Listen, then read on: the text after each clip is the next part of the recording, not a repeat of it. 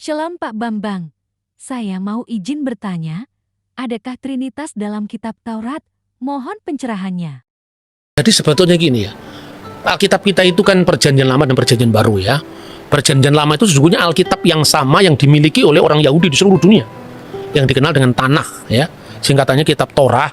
Torah itu kelima buku Musa itu, kemudian kitab nabi-nabi dan tulisan-tulisan suci yang lain yang diawali dari Mazmur, dikenal dengan Ketubim.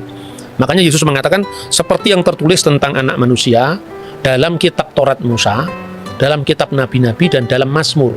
Karena Mazmur itu dalam sistematik kuno itu buku pertama dari Ketubim, yaitu tulisan-tulisan lain selain Nebiim dan Torah. Nah, itu Taurat yang sama.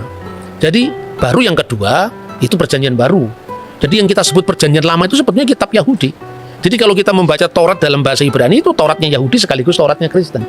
Jadi ini sekaligus juga bisa untuk menjawab kesalahpahaman bahwa orang Kristen telah memalsukan Taurat ya. Kalau memalsukan Taurat kan Tauratnya sudah beda dengan Taurat Yahudi kan. Orang Yahudi yang tidak percaya Yesus pun membaca Taurat yang sama. Jadi perbedaannya pada penafsiran bukan pada teks. Nah, begitu kita membaca kitab Taurat, kitab pertama kan namanya Bereshit, Sefer Bereshit, Sefer Wayikra, Sefer Elishemot, Sefer Wayikra, Sefer Bemidbar dan Sefer El-Harivarim, kitab Kejadian, Keluaran, Imamat, Bilangan, Ulangan.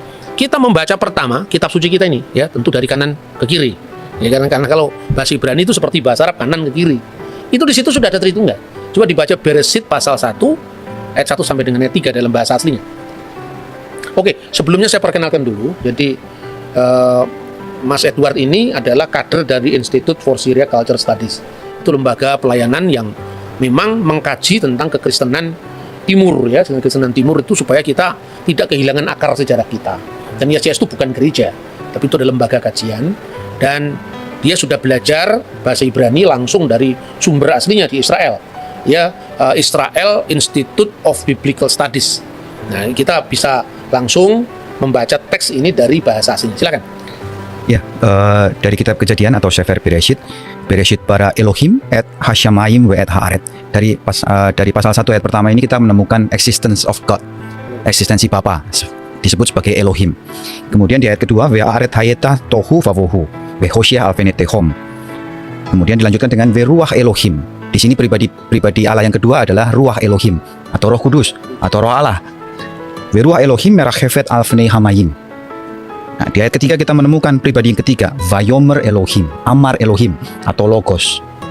Berfirmanlah Allah, Yehior, Vayehior. Jadilah terang, dan terang itu pun jadi. Karena hanya dengan berfirman Allah bisa menciptakan segala sesuatu.